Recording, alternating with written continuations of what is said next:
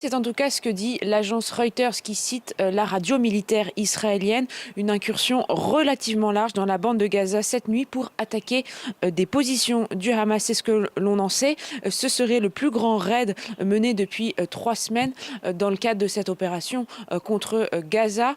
Et puis le Premier ministre Benjamin Netanyahou l'a dit hier dans un discours adressé à la nation.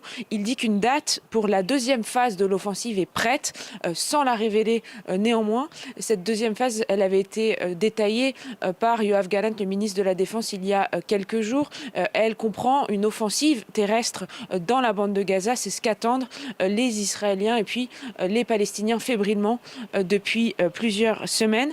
Et puis, on a aussi appris hier soir que le président américain Joe Biden avait demandé à Benjamin Netanyahou que cette offensive soit repoussée.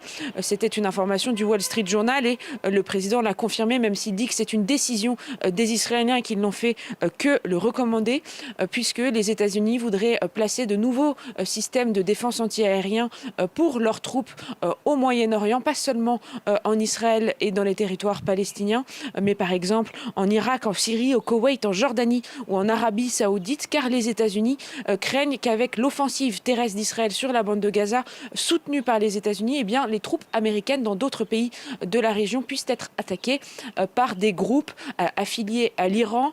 Et on le sait, les États-Unis et Israël ont comme priorité d'éviter à tout prix l'escalade régionale. Et ça explique pourquoi cette offensive terrestre, elle prend du temps. Et puis, les États-Unis ont aussi annoncé qu'ils enverraient des réserves de munitions au dôme de fer, qui est le système de défense antiaérien d'Israël.